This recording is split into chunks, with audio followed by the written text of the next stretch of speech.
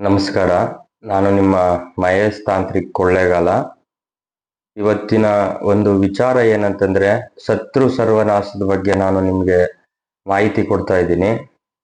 ಶತ್ರು ಸಂಹಾರ ಅಂತಕ್ಕಂಥದ್ದನ್ನ ಮಾಡೋದು ಯಾವ ರೀತಿ, ಅದಕ್ಕೆ ಬೇಕಾಗಿರ್ತಕ್ಕಂಥ ಮಂತ್ರ ಅದು ಯಾವ ರೀತಿ ಪ್ರಯೋಗ ಮಾಡಬೇಕು ಅನ್ನೋದ್ರ ಬಗ್ಗೆ ನಾನು ನಿಮ್ಗೆ ಮಾಹಿತಿ ಕೊಡ್ತಾ ಇದ್ದೀನಿ. ಅದರ ಪ್ರಯೋಗ ಮಾಡಿದ ನಂತರ ಯಾವ ರೀತಿ ಪರಿಣಾಮ ಬೀರುತ್ತದೆ, ಏನ್ ಕೆಲಸ ಮಾಡ್ತದೆ ಅದನ್ನ ನಾನು ನಿಮ್ಗೆ ಹೇಳ್ತಾ ಇದ್ದೀನಿ.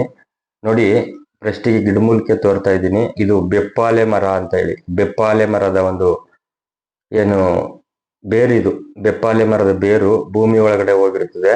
ಮರ ಬಂದು ವೈಟ್ಗಿರ್ತದೆ, ಬೇರು ಬಂದು ನೋಡಿ ಈ ತರ ಇರ್ತದೆ. ತುಂಬಾ ಪವರ್ಫುಲ್ ಆಗಿ ಕೆಲಸ ಮಾಡ್ತದೆ. ಅದರಲ್ಲೂ ಕೂಡ ಬೆಪ್ಪಾಲೆ ಮರ ಬೇರು ಅಂತಂದ್ರೆ ಅದು ಒಳ್ಳೆ ರೀತಿಯಲ್ಲಿ ಸುಡುಗಾಡಲ್ಲಿರ್ಬೇಕು.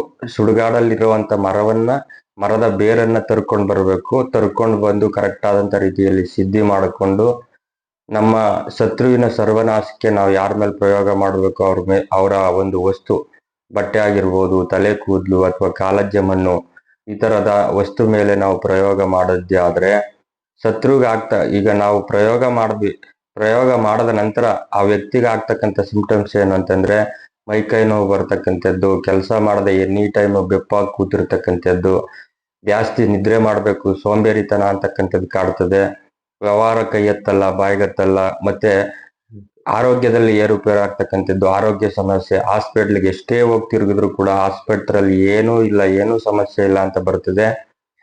ಪದೇ ಪದೇ ಇವರಿಗೆ ಸಮಸ್ಯೆ ಅಂತಕ್ಕಂಥದ್ದು ಆಗ್ತಾ ಇರತಕ್ಕಂಥದ್ದು ಆಯ್ತದೆ. ತುಂಬಾ ಅವರ ಜೀವನದಲ್ಲೇ ಒಂಥರ ಬಹಳ ಕಷ್ಟ ಅನುಭವಿಸ್ತಕ್ಕಂಥ ಒಂದು ರೀತಿ. ನಿಮ್ಗೆ ಆ ಪ್ರಯೋಗ ಮಾಡದಂತ ವ್ಯಕ್ತಿಗೆ ಪ್ರತಿದಿನ ಮಲಗ್ತು ಅಂತಂದ್ರೆ ಕೆಟ್ಟ ಕನಸು ಬೀಳ್ತಕ್ಕಂಥದ್ದು, ಅವರಿಗೆ ಆರೋಗ್ಯದಲ್ಲಿ ಏರುಪೇರು ಆಗ್ತಕ್ಕಂಥದ್ದು, 4 ಜನ ಇರತಕ್ಕಂಥ ಸ್ಥಳದಲ್ಲಿ ಹೋಗಿ ಕೂತಾಗ ಸುಮ್ಮನೆ ಏಕಾಏಕಿ ಜಗಳ ಆಗ್ತಕ್ಕಂಥದ್ದು, ವ್ಯವಹಾರ ಕೈಗತ್ತಲ್ಲ, ಬಾಯಿಗತ್ತಲ್ಲ, ತುಂಬಾ ಸಾಕಷ್ಟು ಕಷ್ಟ ಅಂತಕ್ಕಂಥದ್ದು, ಮನೆಯಲ್ಲಿ ಕಿತ್ತಾಟ ಆಗ್ತಕ್ಕಂಥದ್ದು. ತುಂಬಾ ಪವರ್ಫುಲ್ ಆದಂತ ವಿದ್ಯೆ ಇದು. ಅಷ್ಟು ಆಳವಾಗಿ ಶತ್ರು ಸರ್ವನಾಶ ಆಗ್ತದೆ.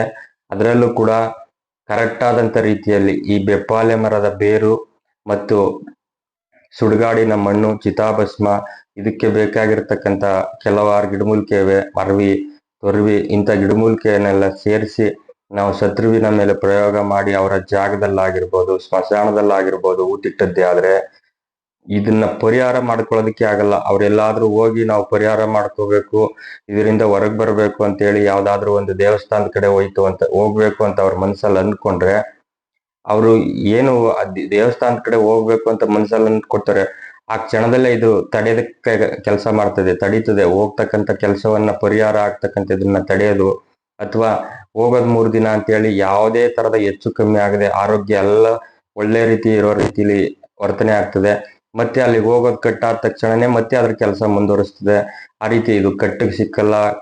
ಏನು ಸ್ಥಳ ಕಟ್ಟಾಗಿರ್ಬೋದು, ಮತ್ತೆ ತಡೆ ಕಟ್ಟಾಗಿರ್ಬೋದು, ಯಾವ ಕಟ್ಟಿಗೂ ಸಿಗಲ್ಲ. ಪರಿಹಾರ ಮಾಡೋದಂತೂ ತುಂಬಾ ಕಷ್ಟ. ಅಷ್ಟು ಅದ್ಭುತವಾಗಿ ಕೆಲಸ ಮಾಡ್ತಕ್ಕಂಥ ಒಂದು ಮೂಲಿಕೆ ಇದು.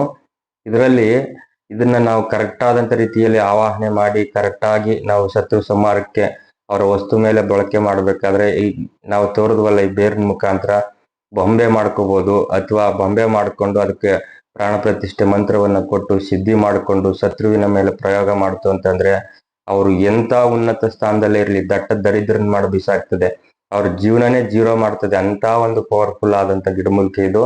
ಇದನ್ನ ನಾನು ತೋರಿದ್ದೀನಿ ಅಂತ ತಕ್ಷಣನೇ ಬಳಕೆ ಮಾಡೋದಕ್ಕೆ ಹೋಗ್ಬೇಡಿ. ಧರ್ಮ ಕರ್ಮವನ್ನ ಯೋಚನೆ ಮಾಡಿ, ಒಂದಲ್ಲ 10 ಸರಿ ಯೋಚನೆ ಮಾಡಿ ಪ್ರಯೋಗ ಮಾಡೋದು ತುಂಬಾ ಒಳ್ಳೇದು. ಇದಕ್ಕೆ ಫಸ್ಟಿಗೆ ನಾವು ಶತ್ರು ಸಂಹಾರಕ್ಕೆ ಬೇಕಾಗಿರ್ತಕ್ಕಂಥದ್ದು ಒಂದು ದೇವರನ್ನ ಆವಾಹನೆ ಮಾಡಬೇಕು. ಏನು, ನಾವು ಚೌಡಿ ಆಗಿರ್ಬೋದು, ಮಸಾಣ ಕಾಳಿ ಆಗಿರ್ಬೋದು, ಮಸಾಣ ಭೈರವಿ ಆಗಿರ್ಬೋದು, ಈ ತರ ಒಂದು ದೇವತೆನ ಆವಾಹನೆ ಮಾಡಿ ಅದಕ್ಕೆ ಬೇಕಾಗಿರ್ತಕ್ಕಂಥ ಆಹಾರವನ್ನ ಕೊಟ್ಟು, ಪೂಜೆ ಪುನಸ್ಕಾರನ ಕೊಟ್ಟು, ಅದಾದ ನಂತರ ಮೂಲಿಕೆಗೆ ಶಕ್ತಿ ತುಂಬಿ, ಅದಾದ ನಂತರ ಬೊಂಬೆಗೆ ಜೀವಕಳೆ ಕೊಟ್ಟು, ಅದಾದ ನಂತರ ನಾವು ಶತ್ರುವಿನ ಸರ್ವನಾಶಕ್ಕೆ ಬೇಕಾಗಿರ್ತಕ್ಕಂಥ ಒಂದು ಮಂತ್ರವನ್ನ ಬಳಕೆ ಮಾಡಬೇಕು. ಮಂತ್ರ ಬಂದು ಓಂ ನಿರ್ಮಲಿ ನಿರ್ಧೂತಿ ಕೋದಂಡಿ ವನಮೂಲಿಕೆ ಸ್ವಾರಾಯಿ ಸ್ವಾದಿವಿನಿ ಸ್ವಾಹ ಶತ್ರು ನಾಶ ನಸಿ ನಸಿ ಮಸಿ ಮಸಿ. ಈ ನಸಿ ನಸಿ ಮಸಿ ಮಸಿ ಅಂತ ಏನ್ ಹೇಳ್ತೀವಲ್ಲ, ಅಲ್ಲಿ ಅವರ ಹೆಸರನ್ನ ಬಳಕೆ ಮಾಡಬೇಕು. ಈ ಮಂತ್ರವನ್ನ ನಾನು ಮುಂದೆ ನಿಮ್ಗೆ ಏನು ನಾವು ನಿರ್ಮಲಿ ನಿರ್ಧೂತಿ ಅಂತ ನಾವು ಸ್ಟಾರ್ಟಿಂಗ್ ಅಲ್ಲಿ ಹೇಳಿದ್ದೀನಲ್ಲ, ಅಲ್ಲಿ ಬೀಜಾಕ್ಷರಿ ಮಂತ್ರವನ್ನ ಕಟ್ ಮಾಡಿದೀನಿ. ಯಾಕಂತಂದ್ರೆ ಇದು ದುರ್ಬಳಕೆ ಆಗ್ಬಾರ್ದು. 4 ಜನಕ್ಕೆ ಕೆಟ್ಟ ಪ್ರಯೋಗ ಆಗ್ಬಾರ್ದು. ಇದನ್ನ ಮಾಡೋದಕ್ಕೆ ಗೊತ್ತಿದ್ರೆ ಮಾಡಿ ಇದನ್ನ ತಡಿತೀವಿ ಅನ್ನುವಂತ ಒಂದು ಶಕ್ತಿ ಇದ್ರೆ ಮಾಡಿ. ಸುಮ್ಮನೆ ಏಕಾಏಕಿ ಮಾಡಿಬಿಟ್ಟು ತೊಂದರೆಗೊಳಗಾಗೋದು ಬೇಡ. ಹಂಗಾಗಿ ಕರೆಕ್ಟ್ ಆದಂತ ರೀತಿಯಲ್ಲಿ ತಿಳ್ಕೊಂಡು ಮಾಡೋದು ತುಂಬಾ ಉತ್ತಮ.